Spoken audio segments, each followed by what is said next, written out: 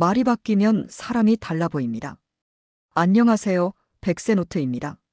지금 이 영상을 선택하신 이유, 어쩌면 이런 마음 때문일지도 모르겠습니다. 요즘 들어 내가 하는 말이 예전만큼 사람들에게 닿지 않는 것 같다는 느낌 한 번쯤은 받아보셨을 겁니다. 분명 같은 말을 했는데도 반응은 예전 같지 않고 대화는 이어지지만 마음은 닫혀 있는 것처럼 느껴질 때 말입니다. 가족에게 말을 건네도 건성으로 대답이 돌아오고 후배나 젊은 사람들과 이야기를 나누면 고개는 끄덕이는데 눈빛은 다른 곳을 향해 있을 때가 있습니다. 그럴 때 문득 이런 생각이 듭니다. 내가 너무 잔소리처럼 말한 걸까? 나이가 들수록 말이 무거워진 걸까? 아니면 이제 내 말이 별 의미가 없어졌을까? 사실 대부분의 경우 문제는 말의 내용이 아닙니다. 말을 꺼내는 방식 그리고 그 말에 담긴 태도에 있습니다. 오늘은 그 이야기를 해보려 합니다. 사람의 마음을 다시 열게 만드는 말, 나이가 들수록 더 깊어지는 말, 그리고 단 한마디로 관계의 온도를 바꾸는 표현에 대해서입니다. 끝까지 들으시면 분명히 느끼실 겁니다. 말이 바뀌는 순간 사람을 대하는 세상이 달라진다는 것을 말입니다. 우리는 흔히 사람을 오래 알아야 그 사람이 어떤 사람인지 알 수 있다고 생각합니다. 하지만 실제로는 그렇지 않습니다. 사람은 아주 짧은 시간 안에 상대를 판단합니다. 눈빛, 표정, 몸짓, 그리고 처음 꺼내는 한마디. 이 네 가지가 그 사람의 첫인상을 만듭니다. 특히 말은 오래 남습니다. 옷차림은 시간이 지나면 잊히지만 말은 기억 속에 남아 그 사람의 이미지를 만듭니다.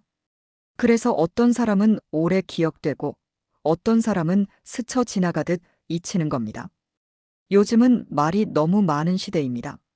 하루에도 수없이 많은 말이 오가고 영상과 소리와 문장이 쏟아집니다. 그래서 아무리 좋은 말도 금방 흘러가 버립니다. 이럴수록 더 중요한 건 말의 양이 아니라 말의 결입니다. 그렇다면 누군가를 만났을 때 가장 먼저 꺼내야 할 말은 무엇일까요? 안녕하세요. 오랜만입니다. 잘 지내셨어요? 물론 틀린 말은 아닙니다. 하지만 이 말보다 훨씬 깊은 인상을 남기는 문장이 하나 있습니다. 바로 이 말입니다. 시간 내주셔서 고맙습니다. 이 말은 겉으로 보면 단순한 인사처럼 보입니다. 하지만 이 한 문장 안에는 사람을 대하는 태도가 고스란히 담겨 있습니다. 이 말은 먼저 상대의 시간을 존중합니다. 요즘 사람들은 누구나 바쁩니다. 나이와 상관없이 각자의 삶을 살아가느라 여유가 많지 않습니다. 그런데 그 귀한 시간을 나와 함께 써주었다는 사실을 알아주는 말, 바로 이 한마디입니다. 이 말을 들은 사람은 이렇게 느낍니다. 이 사람은 나를 당연하게 여기지 않는구나. 내 시간을 귀하게 생각하는 사람이구나. 신뢰는 이렇게 생깁니다. 큰 약속이나 거창한 말이 아니라 이런 사소한 태도에서 쌓입니다. 또 하나 중요한 점이 있습니다. 이 말은 말하는 사람의 품격을 보여줍니다. 감사합니다라는 말은 누구나 합니다. 하지만 시간 내주셔서 고맙습니다라는 말은 한 번 더 생각한 사람만이 할 수 있는 말입니다. 상대의 상황을 헤아렸고 그 마음을 말로 옮긴 결과이기 때문입니다. 그래서 이 말을 자주 쓰는 사람은 자연스럽게 품이 있어 보입니다. 자기 이야기를 앞세우지 않고 상대를 먼저 바라보는 사람처럼 느껴지기 때문입니다. 예를 하나 들어보겠습니다. 손주나 자녀에게 무언가를 부탁했을 때 귀찮은 듯한 대답이 돌아오는 순간이 있죠. 그럴 때 그냥 알았다 하고 끝내는 것과 바쁜데 시간 내줘서 고맙다라고 말하는 것. 같은 상황이지만 분위기는 전혀 다릅니다. 말은 상황을 바꾸고 관계의 온도를 바꿉니다.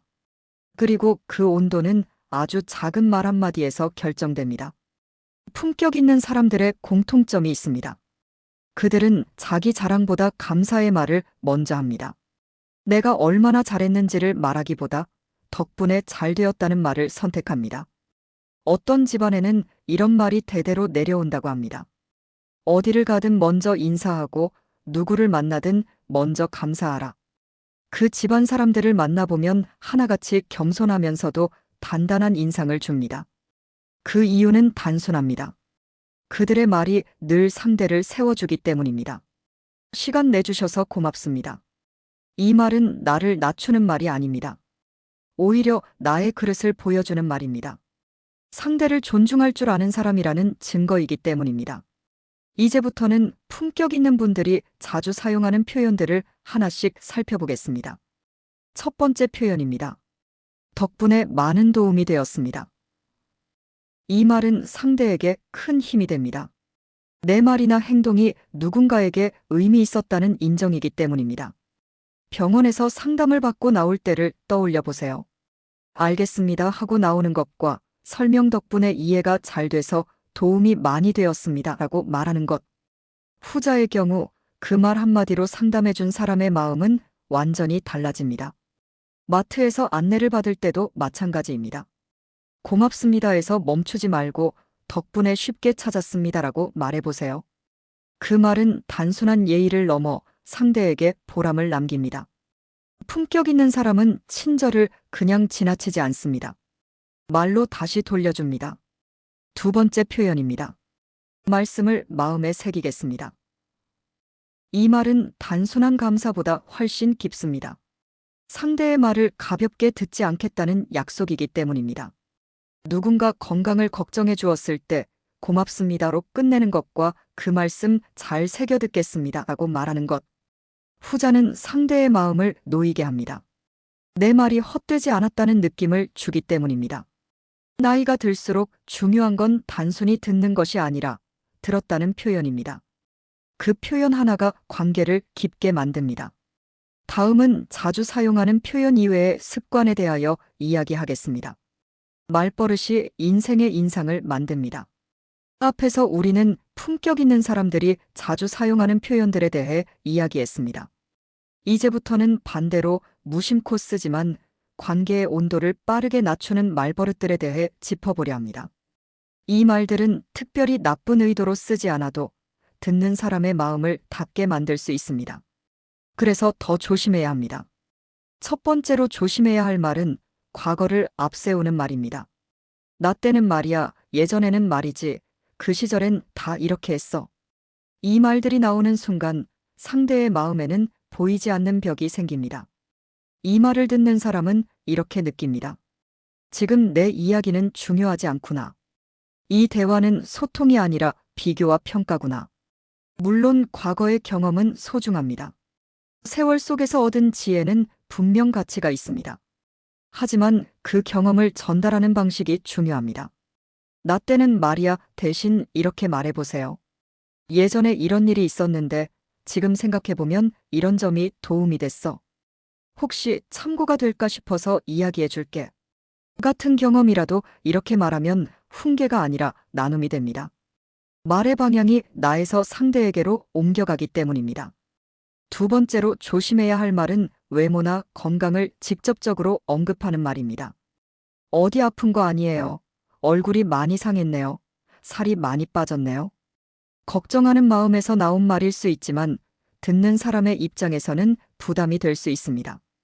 특히 나이가 들수록 이런 말은 상대를 움츠러들게 만듭니다. 상대는 내 상태가 그렇게 나빠 보이나 하고 스스로를 돌아보게 됩니다. 정말로 걱정된다면 이렇게 말하는 편이 좋습니다. 요즘 많이 바빠 보이셔서 조금 걱정됐어요. 컨디션은 괜찮으신가요?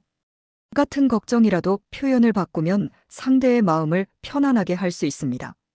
말은 칼이 될 수도 있고 손길이 될 수도 있습니다.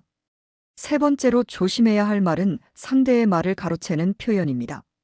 그건 내가 더 잘 알아. 그건 해봐서 아는데 말이야.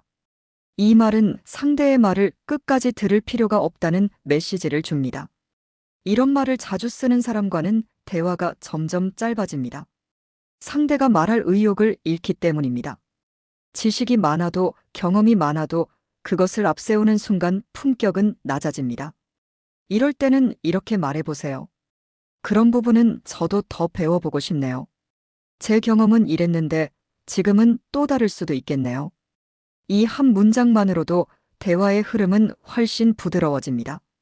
네 번째로 조심해야 할 말은 스스로를 한정 짓는 말입니다. 나는 그런 거 못해. 나는 기계는 몰라. 나는 새로운 건 싫어. 이 말들은 겸손처럼 들릴 수 있지만 사실은 스스로 문을 닫는 말입니다.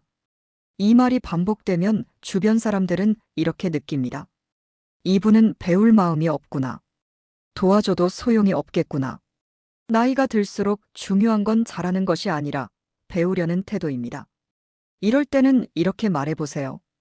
아직 익숙하진 않지만 조금씩 배워보려고요. 지금은 서툴러도 해보면 나아지겠죠. 이 말은 당신을 훨씬 유연한 사람으로 보이게 만듭니다. 5번째로 조심해야 할 말은 무심코 던지는 투박한 말입니다. 그 나이에 뭘 하려고 그래? 괜히 나섰다 다친다. 별거 아닌데 왜 그렇게 예민해? 이 말들은 걱정처럼 보이지만 사실은 상대의 마음을 꺾는 말입니다. 특히 가족이나 가까운 사람에게 이런 말이 쉽게 나옵니다. 하지만 가까울수록 말은 더 조심해야 합니다.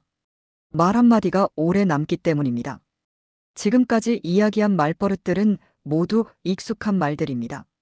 그래서 더 위험합니다. 익숙하다는 건 습관이라는 뜻이고 습관은 곧 그 사람의 인상을 만듭니다. 이제 마지막으로 말의 마무리에 대해 이야기해 보겠습니다. 많은 사람들이 말의 시작에는 신경을 쓰지만 말의 끝에는 무심한 경우가 많습니다. 하지만 실제로는 말의 끝이 훨씬 중요합니다. 같은 말이라도 말끝이 날카로우면 전체 인상이 거칠어집니다. 반대로 말끝이 부드러우면 내용이 조금 부족해도 좋게 기억됩니다. 예를 들어보겠습니다. 잘했어요. 근데 왜 그렇게 했어요? 이 말과 잘하셨어요. 다음엔 이런 방법도 한번 생각해 보셔도 좋을 것 같아요. 느낌이 완전히 다르죠. 사과도 마찬가지입니다. 미안해. 근데 너도 잘한 건 없잖아. 이 말은 사과가 아니라 또 다른 상처가 됩니다. 반면 이렇게 말해보세요. 미안해. 내가 조금 더 생각했어야 했는데 그게 부족했네. 이 말은 상대의 마음을 녹입니다. 말은 끝나는 순간까지 배려가 담겨야 완성됩니다. 마지막 한 문장이 관계를 결정짓는 경우도 많습니다. 이와 관련해 이런 이야기가 있습니다. 한 어르신이 단골 식당에서 식사를 하던 중 주문이 잘못 나온 적이 있었습니다.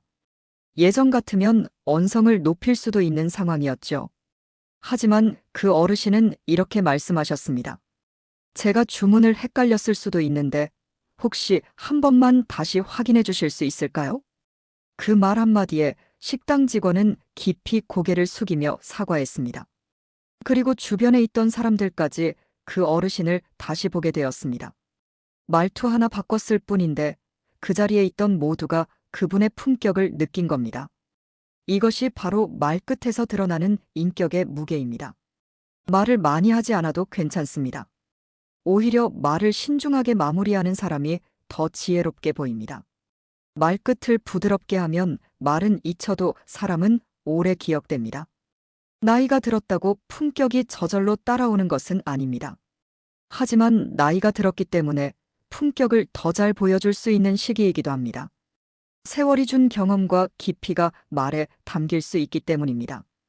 오늘 이야기한 표현들을 모두 외우려 애쓰지 않으셔도 됩니다. 다만 한 가지만 기억하셔도 충분합니다. 내가 하려는 이 말이 상대를 세워주는 말인가 하는 질문입니다. 상대를 먼저 존중하는 말은 결국 나를 높입니다. 말이 단정하면 사람도 단정하게 보입니다. 말이 따뜻하면 사람도 따뜻하게 기억됩니다. 옷이 낡아도 괜찮습니다. 지갑이 가벼워도 괜찮습니다. 하지만 말이 거칠어지면 그 사람이 쌓아온 모든 것이 빛을 잃습니다. 반대로 말이 곱고 차분하면 그 사람은 나이가 들어도 품이 있어 보입니다. 말은 그 사람의 얼굴입니다. 오늘부터 한마디만 바꿔보셔도 충분합니다. 시간 내주셔서 고맙습니다. 이 말부터 다시 꺼내보시기 바랍니다. 오늘도 귀한 시간 내어 끝까지 함께 해주셔서 진심으로 감사드립니다. 이 시간이 여러분의 말과 관계에 작은 변화를 가져오기를 바랍니다.